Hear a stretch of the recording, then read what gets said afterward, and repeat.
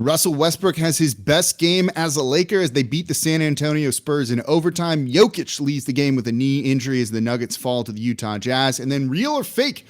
Should James Harden be worried? What about Damian Lillard? And are the Bulls back? We cover it all in the Wednesday edition of Locked On NBA. Let's go.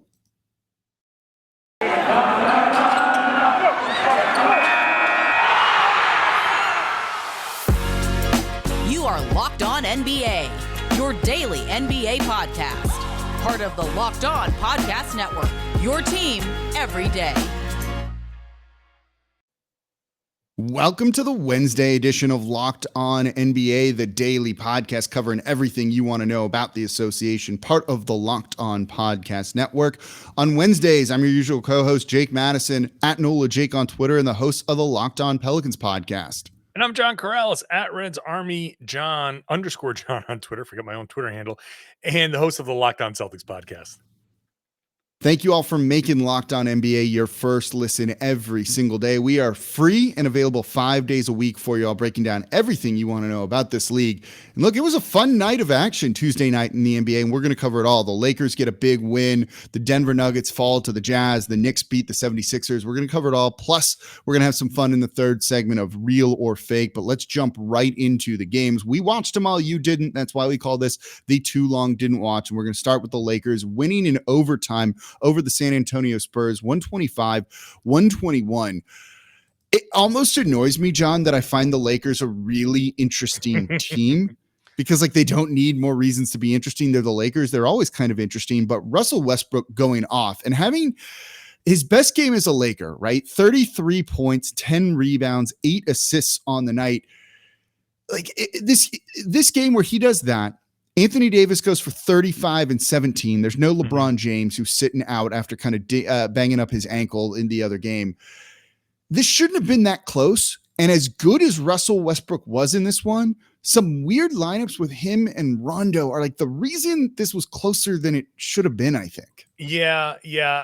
I think, well, look, let's give San Antonio some credit. They're actually not surprisingly better than we expected. They're going to still lose a lot of games and they're probably not going to make the playoffs or the play-in, but they're still not a walkover. They're not like the OKC Thunder. They're not going to sit there and be like, oh, I'm sorry, you're the Lakers, you're Russell Westbrook. Oh, please go and score 30 on us. They're going to make you earn it. But I think the lack of LeBron certainly is, something that they're experimenting with some of the lineups. They're trying to figure out how to best handle things. But, when it comes to Westbrook, for the most part, you play DeAndre Jordan 15 minutes, you give him his token 15 minutes, then you play somewhat normal lineups after that. And Westbrook does take advantage. I kind of edited myself there, because I was going to say, it's not like the Spurs say, oh, please just go to the rim. But the way they were defending Westbrook at the end of the game, a little bit. They kind of were doing that. They did invite him to just go right to the rim because they were playing up on him so high. I don't get it, right? Look, he's not the same player he once was, and he takes too many jumpers for a guy who could still have that speed and get to the basket like he does. And he was splitting defenders left and right in this one. Why are you guarding him 5 feet behind the 3-point line and instead just saying you want him shooting those jumpers, you want him taking threes, right? And he was killing them, especially late in the game, to be able to get to the rim and score like he was doing. Also, look, I know you said the Lakers are trying to experiment. I don't know what else they were supposed to do in this game either. They had 10 healthy guys. They have no wings right now. You have 3 bigs and that's about it. There's only weird lineups that they can throw out there, but for a while in that first half, especially, whatever they were doing was not working at all. And I got kind of nervous for him in this one. Yeah, I mean, look, sometimes you just got to throw guys out there when you're shorthanded. It's almost like the baseball equivalent of an innings eater. You just got to go throw somebody out there that can play 20 minutes for you, and then that's whoever it is. When you're shorthanded, you got to deal with it. Look, they won this game. Anthony Davis went down late, got a bumped, I say bumped knees, knocked knees in a free throw situation. Somebody's knee ran into his knee and he went down and was kind of limping around a little bit. Then for some reason, the Lakers come down to try to win the game at the end of regulation by throwing the guy who just went down with a knee whatever it was, an alley-oop. Like, can we get the guy a second to recover? Obviously that didn't work, but I don't know why they went and played Davis at the end. Like, he was necessary for them to win. And maybe the Lakers, who have said they're going to take the long run approach with LeBron and his ankle, maybe the Lakers are sitting here saying, hey, this is the Spurs. We can't afford a bad loss to the Spurs. We need to just worry about actual seeding and wins, because seeding is going to matter in the West. And we can't drop this game. I thought it was a real interesting decision to throw Davis back out there and not have, look, Westbrook's going off, just see if Westbrook could go win it. And he sort of kind of did at the end, but I do question the decision to throw Davis back out there. You know, it was interesting how they used him, I thought, right? Like, he was, other than Westbrook, he was carrying the team at times, and he was like very good in this game, right? 35 points, 17 boards. He was 5 of 6 from the free throw line, 4 assists, 4 blocks. At times he kind of showed all-world defender, right? Carried them. And then there were times when they threw out lineups where he was like the only credible threat, and it was actually easy to kind of defend him, and he was the only one that could actually guard other people. I don't know. Like, the Lakers are just, that's why I said they're interesting, right? Like, sure. This was, if you watch this one, they were just so weird, but there's so much talent there that they're able to win. I don't know, but it's a good point, right? Like, they're clearly playing the long game here, and they didn't really kind of take that approach, and they really fought hard, went into overtime, and kind of like went out to win it, I guess. Which is what you do. It's like a basketball game. Why not? No, it's fine. It's fine. Like, I'm not sitting there saying you don't go out and try to win a game, but look, we're going to talk about the Nuggets in a minute. But the Nuggets said, hey, you know, who knows? Maybe Jokic could have come back in from his similar knee knocking type of thing. They said, you know what? No, thanks. And they ended up losing the game. But the long term, and especially with Anthony Davis, who is constantly seemingly battling something, why tempt fate? And it doesn't seem like it's that big a deal. So good for the Lakers, but I just don't see why tempt fate with that in the third or fourth game of the season. Just roll the dice. You know that you're going to come back, and LeBron's going to come back, and you're going to figure it out. But I will say, I guess the counterpoint to my own argument is that you got a Westbrook game where he's scoring 30, and he and Davis are the only two things you got going as far as scoring wise. Then you might as well just look. Let's go. Let's try to grab this win, and if we need to sit Anthony Davis in the next game, we'll do that then. But let's just grab this win and get out of here and figure it out. Yeah, I think that's a good way to look at it. So a couple more games before we jump into that Nuggets game and then the Knicks win over the 76ers. We had the Oklahoma City Thunder, who were leading the Golden State Warriors for a while, but Golden State pulls it out 106-98. This one is kind of how it went, right? Like, Golden State just started off slow. Then Steph Curry finally got going. He finished with 23. The better team won. Yeah. I mean, I was for this game, I said, you know what? I got some laundry to fold. So I'm just going to go take the first few minutes of the first quarter, go fold up some of the laundry. I come out and I saw 14-4. I'm like, oh, of course it's 14-4. What? It's 14-4. Which team is doing this here? But yeah, it's a good team going up against a horrible team that came in just relaxed. And they, in the third quarter, they were like, all right, let's try. And they put together a 17-2 run, and that's it. Good night. Yeah, they know what they need to do. For the Thunder, Shai Gilgeous-Alexander, 30 points on the night. He's an absolute stud. One of the other games on the night, you had the Dallas Mavericks beating the Houston Rockets 116-106. Kristaps Porzingis left this one in the middle of the game, didn't come back in. He only played 19 and a half minutes here. Luka Doncic, 26 points, 14 rebounds, 7 assists. Only 1 of 6 from 3, though. Any other thoughts on this one? Yeah, I absolutely have to bring up that all 15 players played in this game, and Jason Kidd said that was per the request of the 3-man leadership council, which I was hoping would not get revealed, so we would have an entire day of wondering what the hell this leadership council is and who's on it. Turns out it's a players' council of Doncic, Porzingis, and Tim Hardaway Jr., and who knows, maybe they just said, hey, let's try to get everybody out there for the home opener or whatever. But I thought it was really funny that for a while there, the entire internet was wondering, what the hell is a 3-person leadership council going? What's going on in Dallas? And why is Jason Kidd listening to this? Who's coaching this team? But that resulted in some weird lineups. So, only thing I really want to say on this one, other than that, which I forgot about, and that was pretty funny to see.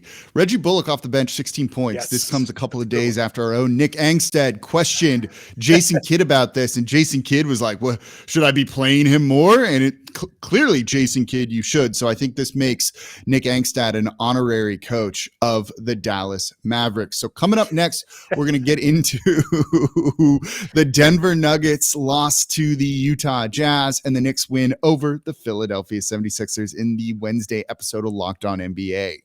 Hey, let's talk about excessive perspiration, which is what Nick Angstad was feeling when he asked Jason Kidd that question. If you've got an issue, Sweat Block is going to help you. Now, we've been talking about Sweat Block for a few weeks. It's the wipe that stops sweat for 7 days. People have been listening. We have friends of Locked On who have tried Sweat Block and they have loved it. There's a high school teacher who used to have to change shirts in the middle of the workday. You could hear the students talking about him. Tried Sweat Block. Now one shirt, no problem, no more comments. A Hollywood producer who was working on the set of a Marvel movie that worked 18-hour days in the Atlanta heat, tried Sweat Block. Now she went through that and was fine. It actually inspired an A-list actor to use it to stay dry on the set and the red carpet. There's a soccer player who used it, impressed his teammates by coming out of practice with a dry shirt. Very simple. You go take a shower, put on Sweat Block. Afterwards, Sweat Block on the problem areas. In the morning when you wake up, you wash it off. Boom. It stops sweat for up to 7 days. Some people, it's been longer. It's doctor created. It's doctor recommended. And it has a dry shirt guarantee. For some reason, it doesn't work. You get your money back. So go to sweatblock.com. Use the promo code Locked On. You get 20% off. You can use it anywhere. Go use it. Go get it at sweatblock.com with the promo code Locked On for 20% off, or pick some up at Amazon or CVS. Thank you for making Locked On NBA your first listen every single day. We are free and available 5 days a week for y'all, breaking down everything you want to know about the association. No paywall, just solid basketball talk from our rotating hosts here at the Locked On NBA podcast. So a couple more games to go over before we get to real or fake in the third segment of today's show. We're going to jump to the Denver Nuggets falling to the Utah Jazz 122-110. Big story out of this one, though, was Nikola Jokic banging knees, as you said, kind of similar to Anthony Davis, leaving the game. He only played 15 minutes in this one. They did list him as questionable to return, but he looked to be in a considerable amount of pain. Didn't end up coming back in. He was beasting until that point. He was 8 of 9 from the field, including 3 of 3 from deep, 6 rebounds, 6 assists with just 1 turnover, and he had 24 points in those 15 minutes. Obviously, this one kind of swung the game, but I was a little bit nervous for the Jazz. They didn't manage to kind of pull away and start to close this one out as much as I thought they were going to do it after Jokic went out. Can we say, by the way, 15 minutes, Jokic with 24 points was the leading scorer for the game? The game, not just the Nuggets, for the game after 15 That's minutes. how dominant he was until that point. That's how awesome he was. I actually texted you saying something along the lines of, I can't believe that the Jazz haven't been able to pull away from the Nuggets in this, without Jokic. But credit to the Nuggets, who look, they also suffered Will Barton comes in with 21 points, and at the end he's holding his thumb. So not a great night for the Nuggets at all. Utah pulled away. They lose Jokic. They may lose Barton for, I don't know, but he suffers an injury. A very problematic game for them, as they obviously Murray's out. Porter Jr. had a terrible shooting night. But credit to them for hanging in for as long as they did. And look, for Utah, I just want to say this. Anything that involves Hassan Whiteside, I'm out. I'm out. He had such a run on the floor where he was in the middle of so many bad things, and then the softest ejection I've ever seen. I'm so anti-Whiteside. What would you call that? It was him and JaMychal Green after a Donovan Mitchell layup where he gets fouled, goes up for the N1, and like they started just like that. That's the softest double ejection I've ever seen, right? Like that was like a heated exchange, and that was it. Like there was even nothing pushing there. and Like, shoving. It wasn't even the only thing I can think of is JaMychal Green kind of pushed a referee out of the way, and I didn't see if Whiteside had touched the referee, but I really don't know, and I hope there's a pool report that comes out because of this. But I only saw your typical, not even pushing and shoving. There really wasn't much pushing and shoving. They basically each got double text and tossed like right away, which probably did the Jazz a favor because then the Jazz didn't have to play him and they could pull away the rest of the way. No, and look, they were kind of surgical on the night to a certain degree, right? Like the Jazz and their ball movement at generating open threes is so unbelievably good. You have Rudy Gobert down low. They should have. I don't know if this game makes me a little bit more nervous about them in the playoffs. They're going to be a great regular season team, right? Like they're going to probably finish with the 1 or 2 seed out in the West, and then I wonder are they going to be able to get it done in the playoffs because you don't have Rudy Gobert completely punishing the Denver Nuggets like he should have done. He was 7 of 8. He was great in this one, got to the line a bunch, but it felt like he should have been doing so much more when you don't have Jokic there. But they're going to be a good regular season team. You can see it with the way they move the ball with Donovan Mitchell there. He finished with 22 on the night as well. Like, I don't know. What do you think about them kind of looking at them in this one in a win, right? Like not the most confidence inspiring. I feel like they're the Utah Jazz. Yeah. I almost, it's weird because we have to talk about the Utah Jazz because they're one of the best teams in the league and they're going to be fighting for the top seed in the West. So you have to talk about the Utah Jazz. At the same time, the conversation about the Utah Jazz has not changed much over the course of time. And these games that we've seen right now haven't really changed anything about my opinion. The addition of Whiteside, and I say this obviously having just expressed my disdain for Whiteside, it doesn't solve any problems. In fact, I think it adds a problem to the Jazz. And all it tells me is they're going to have to be a player at the deadline because what you're going to need moving forward is some kind of small ball option at the 5. I mean, is Pascal going to be the guy that can help reshape lineups that does that somehow? I don't think so. So Whiteside can help them kind of duplicate off the bench a little bit of what Gobert does, so they don't have to radically change what they do in bench lineups. Okay, fine. They're going to be a great regular season team. They could win 60 plus games. I would not be surprised by any of that. Okay, so that's it. It's just like so they're going to be an amazing regular season team.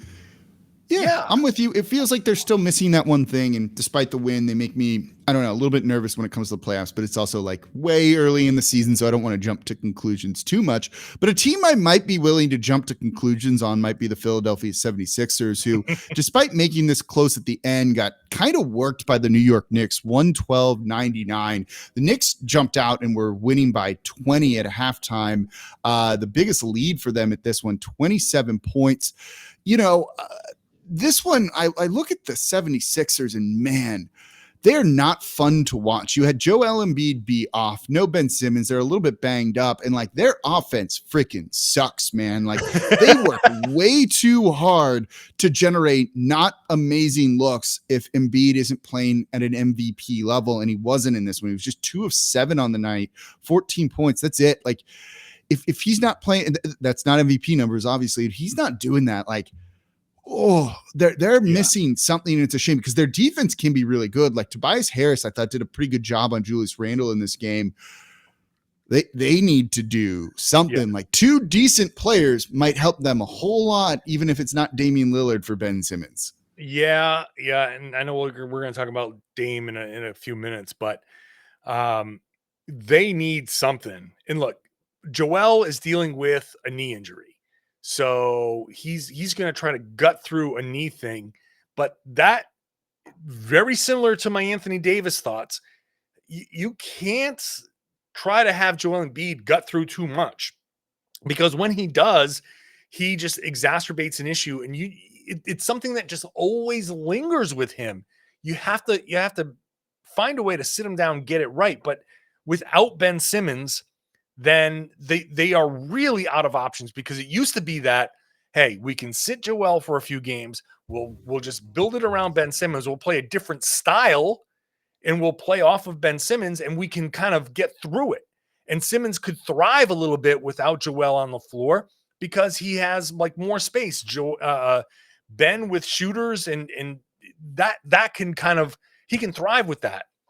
So I'm going to say that I feel like this is kind of playing all directly into Ben Simmons' hands. Like this is exactly the type of situation that he and Clutch Sports are just loving, because the Sixers look bad right now. They look like a team that's not cohesive.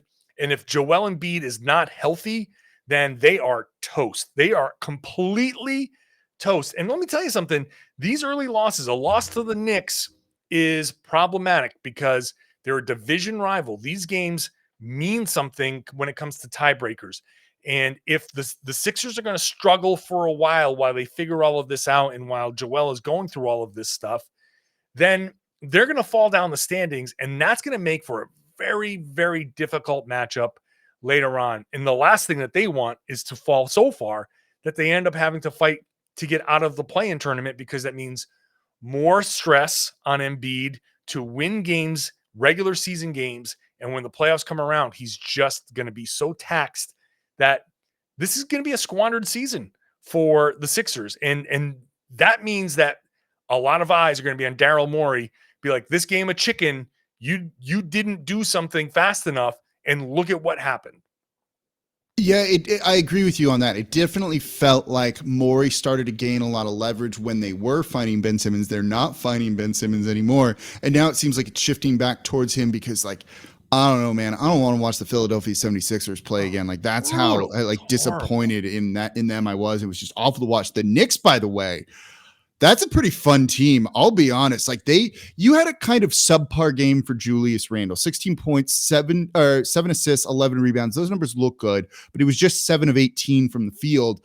But they can score in a flurry. You had Kemba Walker starting to kind of find his groove with the Knicks here. He was 5 of 11 from 3. Evan Fournier working on and off ball, 4 of 6 from 3. They finished with 19 and 18 points respectively. Like, they can go, and all of a sudden it's been like 5 minutes and they just put up like 25 points on you or something like that, and just like ran you out of there.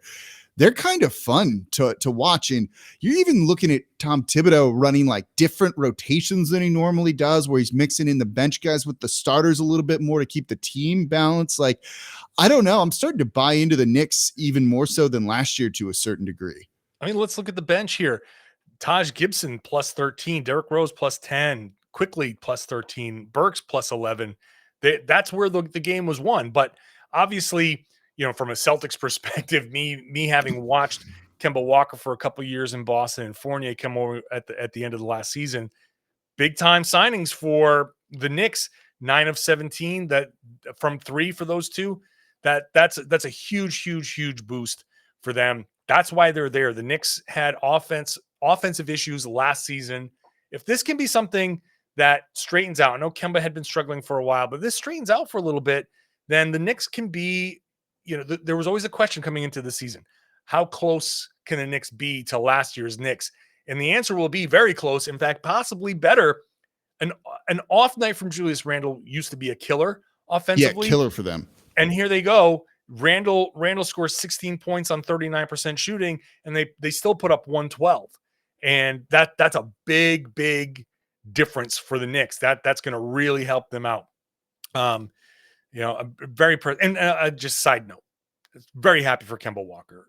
Everything that he struggled with in Boston, I just covering him personally and seeing him, talking to him in the locker room, talking to him from time to time, to see him do this in front of his home crowd in New York, knowing how much he just absolutely loves being from New York. Huge moment for him. Very happy for him. So that's the night of action in the NBA. We watched it all. You didn't have to. That's why you listened to Locked On NBA. And speaking of the Knicks, we're going to talk about them when it comes to the Bulls. Are the Bulls back? And that's coming up in Real or Fake here in the third segment of today's episode of Locked On NBA. Oh, but first we're going to talk about our favorite protein bars, Built Bar. They just sent me the blueberry muffin ones. Those are good. And that's another special flavor that they constantly drop over at built.com. So head on over to built.com. Make sure you're using the promo code LOCKED15 because every time you go and you want to order something, LOCKED15 is going to get you 15% off. They are delicious. They've got a bunch of different flavors. So whatever type of flavor you like, fruity or chocolatey or peanut butter or coconut, they have something for you. If you've got a peanut allergy, no problem. They have options for you. This works if you're on a keto diet. These macros are amazing. 17 to 18 grams of protein, which is awesome. Only 130 to 180 calories, 4 or 5 grams of sugar, 4 or 5 grams of net carbs. It's perfect. I like to get them after the gym. Sometimes you have one. You can have one in the morning as a meal replacement or as a snack along the way. It's healthy for you and delicious. Remember, built.com, use that promo code LOCKED15. You're going to get 15% off your order every time of the best tasting protein bars on the market. Thank you for making Locked On NBA your first listen every single day. Again, we are free. Nothing better than that. And 5 days a week covering everything we going on around the association. Now we're a week into the season. You can start to see some trends developing, but it's tough to kind of figure out what's real and what's fake. And we're experts, so we're going to help you out here with this one a little bit. We just mentioned the Knicks, that I'm starting to buy into that team, but there's a team in the East that's 4-0. It's the Chicago Bulls. They've got the NBA TV game coming up on Thursday against the Knicks. John, this one's simple. They haven't been 4-0 since they've had Michael Jordan. Are the Bulls back? Is it simple, though? Is it simple? Real or fake? There's only one way we can go on this, right? These are the rules. Okay. Fake for now.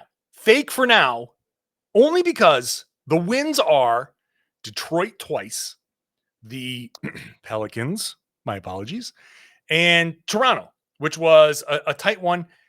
But I will say, look, Toronto's a tough team. They're not going to be a great team, but they always play tough. They blew the Celtics out, so I saw it firsthand. They've got athleticism. They really work to beat you. So you have to earn your win against that team. Chicago didn't play well, but they still gutted out a win that they shouldn't have won, which is a big plus in their favor. When you beat a team, when you're playing like crap and you come back and you still beat a team and you grab a win in a game that you should have lost, absolutely big time. So I'm only saying fake for now because they haven't beaten anybody good yet. This Knicks game is going to be huge, and that should be a really, really fun game. That's going to be a marquee game that everybody should watch. If they beat the Knicks, then the fake turns to real, I think. And we start to see them going up against better competition. If they can get these wins, continue getting these wins, then there's no arguing there. I'm really annoyed that you just laid out like literally everything I wanted to say. They're 4-0. That's great, right? They've looked fairly good in that 4-0, and I'm so close to believing in them. I'm not there yet. And look, they beat Detroit, who's already bad, but also no Cade Cunningham for either of those two games. That close win over the Toronto Raptors, no Pascal Siakam in that one. The win over the Pelicans here, who they blew them out. Look, no Zion Williamson. So they've benefited from an easier schedule, but all you can do is play the teams in front of you. If you get this win over the Knicks and then maybe you get one more win after that, that's when I'm going to be like, okay, this team's like actually good. If they can go to 6-0, which means they've beaten the Knicks, and then their next game after that is against the Utah Jazz, like, yeah, I'm going to be like the Bulls are back, and that's a team that spent their money wisely. And I didn't think that they spent their money wisely this offseason, didn't love the moves that they've made, but they seem to have put that together really quickly. Like, they did a very good job of using preseason to just basically go all out and kind of sort through the kinks by treating it like the regular season. Yeah, I just want to also say quickly that it's not even about getting the wins against these particular teams, because That's you're fair. obviously not, I don't expect them to go 8-0, 9-0, 10-0.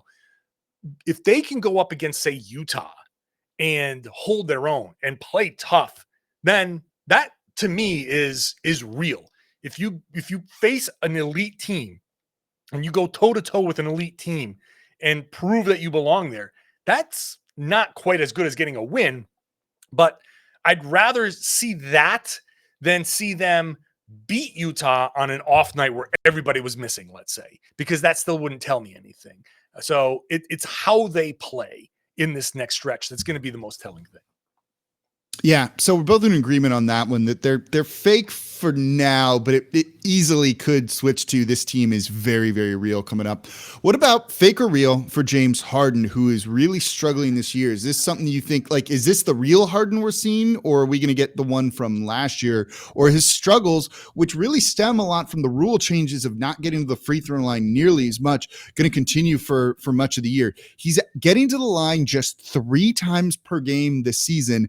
That's the lowest of his career, lower than his rookie year in Oklahoma City. Last season, he got to the line 7.3 times per game. The year before that, it was basically 12, then 11, then 10, then 11, then 10, then 10. He lives at the line. He seems to really be struggling right now. Is it the rule changes or is it something more? So I came up with the idea of real or fake, and I'm already being like wishy-washy about it. So, okay. So the problems with the calls are real, but is this something that we should be worried about? I think that's fake, because I think that James Harden is certainly being impacted, and I think that the way the game is being called has kind of impacted his game. But he's also James Harden. He's going to figure it out. Like, he's so good that he's going to figure it out. And a lot of this is also dependent on how the Brooklyn Nets kind of navigate the Kyrie thing. We talked about this before. I think that Kyrie is setting himself up to ultimately vaccinate himself and come back. And I don't think he's going to punt the whole season. If that happens, then things open up and he doesn't have to try to rely on tricks. I think he's going to play himself into shape or into like adjusting to the officiating. So for now, yes, certainly real that these are part of the struggles, but in the long term, I think he'll figure it out. You know, I'm actually going to go with like the struggles this whole season are true, are real. I think actually when I've watched him, you said it right. Like, he's going to play himself back into shape. He seems a little bit out of shape. He seems a little bit sluggish in that he was going to use kind of those tricks to get to the line and continue to play at such a high level. And he doesn't seem ready to not be to not have that in his bag right now. You know, like, that's a concern to me. You know, he had that last year where he just kind of tanked his way out of Houston and just gave up, got out of shape, but he's such a good player that he can still play at a high level and put up numbers, even if he's not, you know, in the best game shape possible.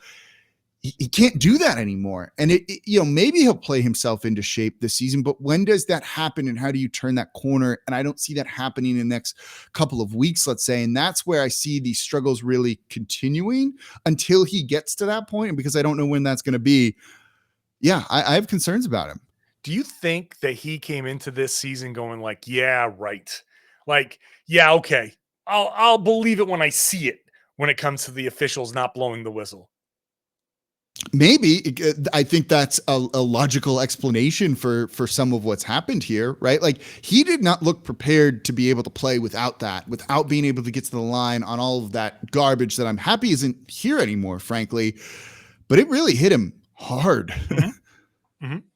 I don't know. We'll see. That's something that's worth watching because they need him to step up depending on what, as you said, it's going to depend on what happens with Kyrie Irving. And then lastly, we got Damian Lillard. Is his season real or fake so far? He is struggling, 17 points per game, shooting very poorly. He is not even making 10% of his threes. He's averaging 8 threes per game, making 0.7 of them. This the real Damian Lillard this year? Is he finally having kind of some sort of down year? Or is this fake? I'm going to say it's fake because he had that one game against Phoenix where he played 24 and a half minutes, shot 6 of 11. Now, he was only 2 of 7 from 3 there, but he starts out against Sacramento, who's got, you know, good defensive backcourt there. the 0 for 9 there, okay, probably comes out a little slow. And 0 for 8 in a blowout loss against the Clippers.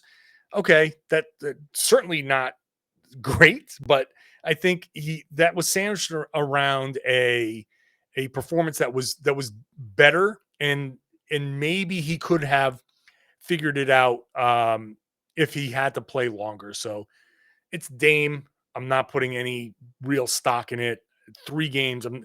He's probably, if you go back and look over his career, he's probably had 2 or 3 game stretches where he's had tough shooting per season, and he'll probably come out pretty soon and drop a 6 for 7 and 8 for 10, and people will forget about it. Yeah, I'm with you. This isn't real. Like, this is fake. He's going to be fine this year. It's Damian Lillard. Like, Dame time is up there with like death and taxes in terms of most like reliable things, I think. So he's going to be fine. He's not trying to like tank his way out of there like James Harden did or anything like that. Like, he seems to want to be there right now. Things have things have calmed down. Like, things seem like they'll be fine there in Portland. I don't know. We'll see. Like, look, as a guy who covers a Western Conference team, him struggling is only a good thing, but like he's too good. He's gonna be just fine, I think. You're not gonna be able to tell me that no matter how bad it is for him in Portland, no matter how badly he may actually want out, and I don't know how badly he wants out if he does, but there's one thing that Damian Lillard is gonna do, is gonna go out there and compete every damn night. That's the one thing that separates him from other guys. He's not going to Ben Simmons his way out of Portland. He'll work behind the scenes and they'll work with him, but he's not going to come out and suck or let that impact him too much. Too much pride for him. And that's part of the problem. Like, too much pride. That's why he's still in Portland, you know? So yeah. Oh no, absolutely. He's going to be just fine. So there you go. That's going to do it for the Wednesday episode of Locked On NBA. Thank you for making Locked On NBA your first listen every single day. On Thursdays, you've got Matt Moore and Jackson Gatlin. And now for your second listen to Locked On Fantasy Basketball. Josh Lloyd hosts the #1 daily fantasy basketball show on the planet. It's free and available on all platforms. On Wednesdays, I'm your co-host, Jake Madison, at NOLA Jake on Twitter, and the host of the Locked On Pelicans podcast. And I'm John Karalis at RedsArmy_John on Twitter, and I host the Locked On Celtics podcast. Thank you all for listening. We'll be back with you all next week.